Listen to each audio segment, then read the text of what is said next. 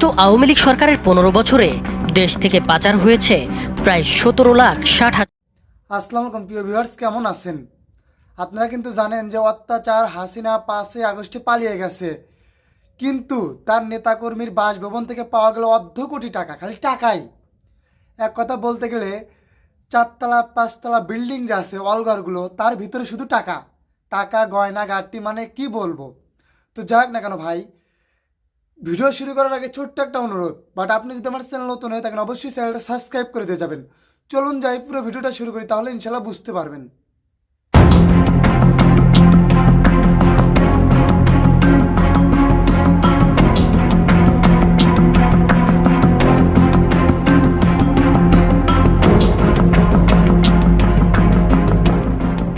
বিগত আওয়ামী লীগ সরকারের 15 বছরে দেশ থেকে পাচার হয়েছে প্রায় 17,60,000 কোটি টাকা, ডলারের হিসেবে যা প্রায় 150 বিলিয়ন ডলার। আবার দেশি ও বিদেশি উৎস থেকে ঋণ নেওয়া হয়েছে 15,58,000 কোটি টাকা। অন্যদিকে কোনো নিয়ম নীতির তোয়াক্কা না করে অতিরিক্ত 60,000 কোটি টাকা ছাপিয়ে বাজারে ছেড়ে দিয়েছে আওয়ামী লীগ সরকার। আবার ব্যাংক থেকে ঋণ নিয়ে ফেরত না দেওয়ার পরিমাণও 2,11,000 কোটি টাকা। ফলাফল দ্রব্যমূল্য বৃদ্ধি, ডলার সংকট এবং ভঙ্গুর অর্থনীতি। যদি বাজারে জিনিসটার দাম কমানো যায় তাহলে আমাদের এখানে আসার কোনো প্রশ্নই আসে না। কিভাবে কিনবো? আমি 9,000 টাকা বেতন পাই, আমার সংসার চালানো খুবই কষ্ট।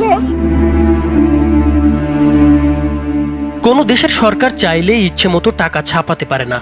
অতিরিক্ত টাকা ছাপা হলে টাকার মান কমে যায়, বেড়ে যায় নিত্য প্রয়োজনীয় দ্রব্যের দাম। অর্থনীতির ভাষায় যাকে বলা হয় মুদ্রাস্ফীতি।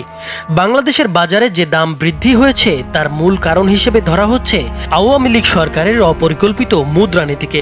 একদিকে বিপুল পরিমাণ টাকা পাচার করা হয়েছে, অন্যদিকে অপরিকল্পিতভাবে ছাপানো হয়েছে হাজার হাজার কোটি টাকা।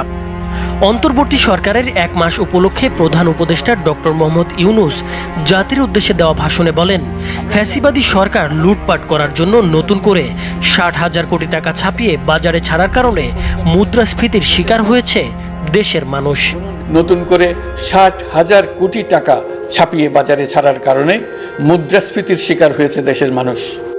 2009 সালে শেখ হাসিনা যখন দ্বিতীয় মেয়াদে ক্ষমতায় আসেন, তখন সরকারের ঋণ ছিল মাত্র 2,76,830 কোটি টাকা। আর ছাত্র জনতার গণ অভ্যুত্থানের মুখে তার টানা চতুর্থ মেয়াদের সরকারের পতনের সময় দেশের মোট ঋণের পরিমাণ দাঁড়ায় 18,35,000 কোটি টাকা। সেই হিসেবে আওয়ামী লীগের 15 বছরের শাসনামলেই সরকারের ঋণ বেড়েছে 15,58,206 কোটি টাকা। অর্থাৎ মোট ঋণের 85%ই আওয়ামী লীগের বিগত 15 বছরের। সরকারের পরিচালনা ব্যয় মেটানো ও উন্নয়ন কর্মকাণ্ডের কথা বলে দেশি বিদেশি উৎস থেকে এই ঋণ নিয়েছে শেখ হাসিনা সরকার। এই সময় বিপুল পরিমাণ অর্থ পাচার হয়েছে ইউরোপ, আমেরিকা সহ বিভিন্ন দেশে। জিএফআই এর তথ্য বলছে, শেখ হাসিনার 1.5 দশকের শাসনামলে দেশ থেকে অন্তত 14,920 কোটি বা 149.20 বিলিয়ন ডলার পাচার হয়েছে। বাংলাদেশি মুদ্রায় এর পরিমাণ দাঁড়ায় অন্তত 17,60,000 কোটি টাকা। বিরোধী দল থেকে প্রায় রিজার্ভের টাকা গেল কোথায়, এই নিয়ে প্রশ্ন করে। করোনাকালে অর্থাৎ 2021 সালের আগস্টে বাংলাদেশের বৈদেশিক মুদ্রার রিজার্ভ উন্নীত হয়েছিল দেশের ইতিহাসে সর্বোচ্চ 48.04 বিলিয়ন ডলারে। অথচ আওয়ামী লীগ সরকার ক্ষমতাচ্যুত হওয়ার সময় তারা রেখে যায় মাত্র 20.48 বিলিয়ন ডলার।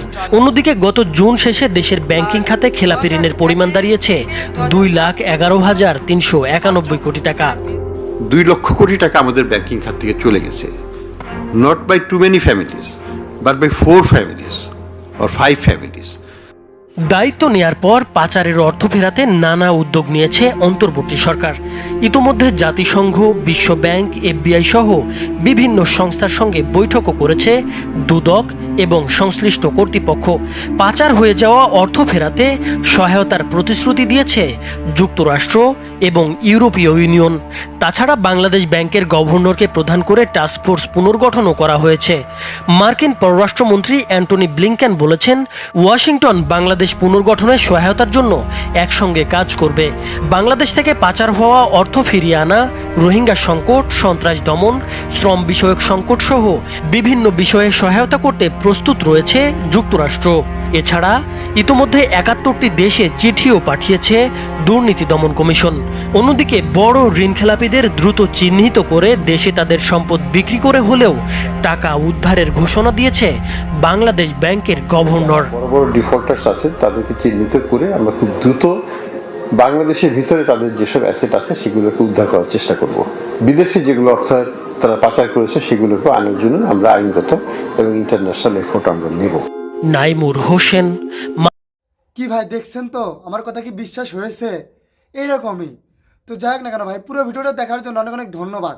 আর একটা কথা বলার আছে, আপনি যদি আমার চ্যানেল নতুন হয়ে থাকেন অবশ্যই চ্যানেলটা সাবস্ক্রাইব করে দিয়ে যাবেন। ধন্যবাদ।